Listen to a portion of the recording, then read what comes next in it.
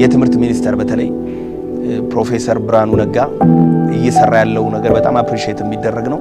በተለይ የትምህርት ኳሊቲን በኢትዮጵያ ውስጥ ለማምጣት ትልቅ ስራ እየሰራችሁ እየደከማችሁ እንደሆነ እናውቃለን። ፍለፊት ዛሬ መጥቼ የምናገርበት አንዱ ነገር ምንድነው የተበረዘና የተመረዘን አመለካከት ልበለው የሚያስፋፋውን ይሄንን ከልት የሆነውን ነገር መንግስት ዝም ማለቱ ወይም የትምህርት ሚኒስተር ዝም ማለቱ ለኔ አግራሞት ፈጥሮብኛል። እናንተ እዚች ጋር ተለፉት ነገር እዚህ ጋር የሆነ ሰው ያበላሽው። ስለዚህ ትምህርት ሚኒስተር ዝም ማለት አለበት ወይ? ተማሪን አትማር ከማለት የሚበልጥ ምን አይነት ወንጀል ኢትዮጵያ ውስጥ እንዲሰራ ነው የሚፈልገው? አታጥና ዶክተር መሆን ምንም አያደርግልህም። ሰነፉን እንደዚህ አይነት ርኩስ የሆነ ነገር መንግስት እንዴት እንደታገሰው አላውቅም። አገርን ከማሳደግ ጋር ትውልድን ከመቅረጽ ጋር ካለው ከመንግስት ፖሊሲ ጋር ፈጽሞ የሚጋጭ ነው። የሚቀጥለው ዘመን ላይ ትውልድ ሀገርን መረከብ የማይችል በጫት በድራግ በፖርኖግራፊ በተለያየ አይምሮ የፈዘዘ ክሬቲቪቲ የሌለው ራሱን እንኳን ማስተዳደር የማይችል ካልጋ የማይነሳ ወንዱ እንደ ሴት ድሬስ አድርጎ እንደ ሴት አክት እያደረገ የሚኖርባትን ሀገር ለመፍጠር ሌላ አጀንዳ ይዞ የሚንቀሳቀስ የክፉ መልእክተኛ ነው። ኢትዮጵያ እንደ ሀገር ብዙ ችግር ያለባት ብዙ ውስብስብ የሆኑ ቋጠሮች ያላት ሀገር ናት። እውነት ነው። ይሄን መካድ አይቻልም።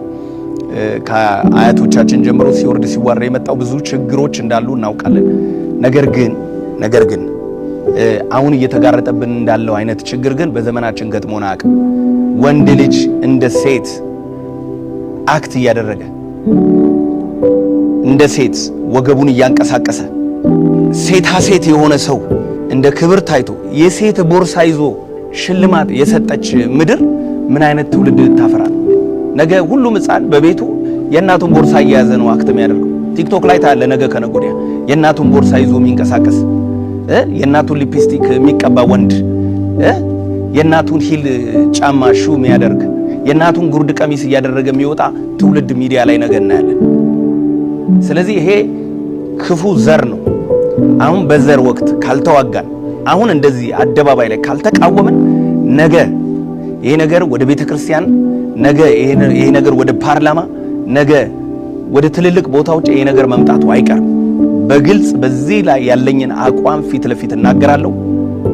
ይሄ ትውልድን የሚያመክን የወንድ ልጅን ክብር የሚያወርድ እግዚአብሔርን የሚያስቆጣ አንድ ሀገርን ትውልድ አልባ የሚያደርግ ከሰይጣን ይሁን ከሌላ ሀገር አጀንዳና ተልእኮ ተቀብለው የገቡ ሰዎች ካልሆኑ ይሄንን ሰው ዝም ብሎ በራሱ ሊያደርገው አይችልም። በተለይ አዲስ አበባ ሰላምና ጸጥታ ከ2000 በላይ ሺሻ ቤቶች ከ2000 በላይ አረቄ ቤቶችን በመዝጋት ትውልዱ በትምህርት ላይ በፈጠራ ስራዎች ላይ በኢኖቬሽን ላይ በሳይንስ ላይ በቴክኖሎጂ ላይ ፎከስ እንዲያደርግ ትምህርቱን እንዲማር ከእንደዚህ አይነት ሱሶች ከነዚህ ድራጎች እንዲርቅ ያደረገውን ነገር በቅርብ አይተናል። በጣም አድንቀናል። ይሄ ግን ጫት ከመቃም ሲጋራ ከማጨስ ድራግ ከመውሰድ ያልፋል። ይህ የሰውን ሙሉ ስብዕና የሚያረክስ ነገር ነው። ግብረ ሰዶማዊነት የሰውን ነፍስ፣ መንፈስ፣ ስጋ፣ አስተሳሰብ ሁለንተናውን የሚያረክስ ሰውን ተራ የሚያደርግ ነው። ትውልድ ገዳይ ጉዳይ ነው ባጭሩ። ስለዚህ ይሄ ነገር ነገ ከፍ ወዳለ ነገር ሄዶ አገሪቷን ችግር ውስጥ የሚከት እንዳይሆን ዛሬ ላይ ቆመን ስለ ትውልዳችን መጮህ አለብን። የራሳችንን ክብር ጥለን ይህንን ትውልድ ማስመለጥ ይኖርብናል። ባልናገር ደስ ባለኝ። ከሰው ጋር መነካካት ብዙ አልወድም። ዲስታንስ ጠብቆ መኖርን በጣም ወዳለሁ። እስከዛሬ የመጣው ታሪኬ ይሄን ይመስላል። ነገር ግን በዚህ ጉዳይ ላይ ዝም ካልኩኝ የእግዚአብሔር ካህን አይደለሁም። በዚህ ጉዳይ ላይ ዝም ካልኩኝ የእግዚአብሔር አገልጋይ አይደለሁም። የሃይማኖት አንዱ ስራ የሰዎችን ሞራል፣ የሰዎችን ስነ ልቦና፣ የሰዎችን አይምሮአዊ ሆነ ስጋዊ ጤንነት ማስጠበቅ ነው ብዬ አስባለሁ። ስለዚህ ይሄን እንደ ቻሌንጅ ሁላችንም ተጋግዘን ይሄን ነገር ማስቆም መቻል አለብን። ይሄን ነገር መቃወም ኢትዮጵያዊነት ነው። ይሄንን ነገር መቃወም ክርስቲያናዊነት ነው። የትምህርት ሚኒስተር በተለይ ፕሮፌሰር ብርሃኑ ነጋ እየሰራ ያለው ነገር በጣም አፕሪሺየት የሚደረግ ነው።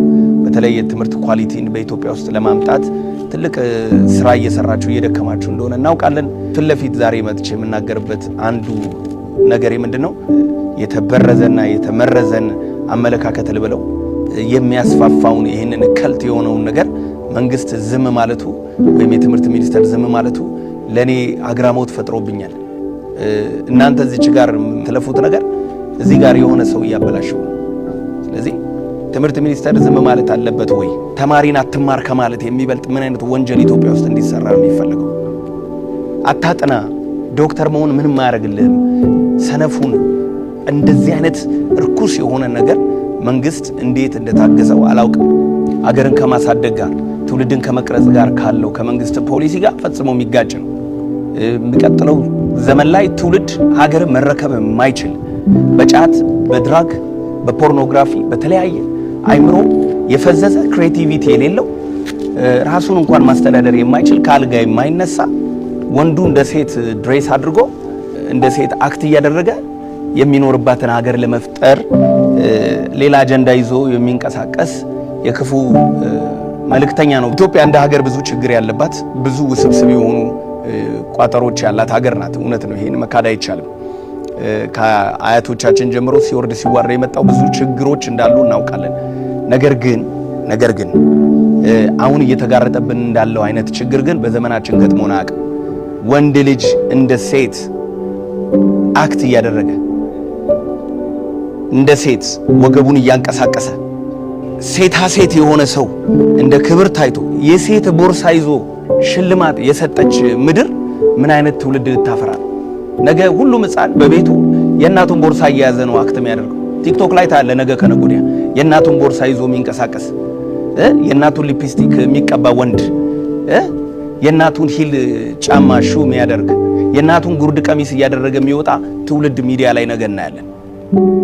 ስለዚህ ይሄ ክፉ ዘር ነው።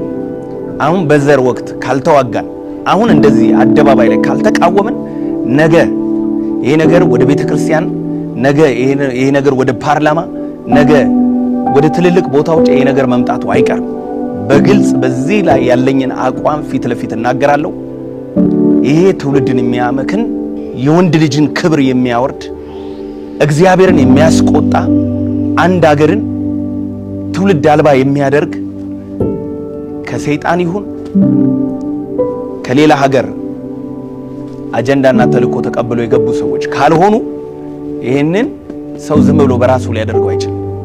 በተለይ አዲስ አበባ ሰላምና ጸጥታ ከ2000 በላይ ሺሻ ቤቶች ከ2000 በላይ አረቄ ቤቶችን በመዝጋት ትውልዱ በትምህርት ላይ በፈጠራ ስራዎች ላይ በኢኖቬሽን ላይ በሳይንስ ላይ በቴክኖሎጂ ላይ ፎከስ እንዲያደርግ ትምህርቱን እንዲማር ከእንደዚህ አይነት ሱሶች ከነዚህ ድራጎች እንዲርቅ ያደረገውን ነገር በቅርብ አይተናል። በጣም አድንቀናል።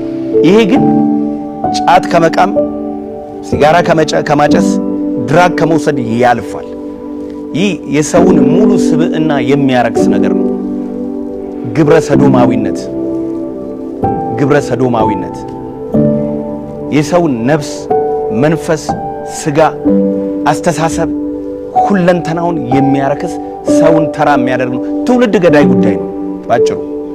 ስለዚህ ይሄ ነገር ነገ ከፍ ወዳለ ነገር ሄዶ አገሪቷን ችግር ውስጥ የሚከት እንዳይሆን ዛሬ ላይ ቆመን ስለ ትውልዳችን መጮህ አለብን።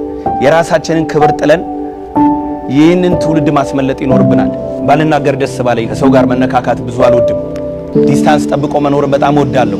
እስከዛሬ የመጣው ታሪኬ ይሄን ይመስላል። ነገር ግን በዚህ ጉዳይ ላይ ዝም ካልኩኝ የእግዚአብሔር ካህን አይደለሁም። በዚህ ጉዳይ ላይ ዝም ካልኩኝ የእግዚአብሔር አገልጋይ አይደለሁም። የሃይማኖት አንዱ ስራ የሰዎችን ሞራል፣ የሰዎችን ስነ ልቦና፣ የሰዎችን አይምሮአዊ ይሁን ስጋዊ ጤንነት ማስጠበቅ ነው ብዬ አስባለሁ። ስለዚህ ይሄን እንደ ቻሌንጅ ሁላችንም ተጋግዘን ይሄን ነገር ማስቆም መቻል አለብን። ይሄን ነገር መቃወም ኢትዮጵያዊነት ነው። ይሄንን ነገር መቃወም ክርስቲያናዊነት ነው።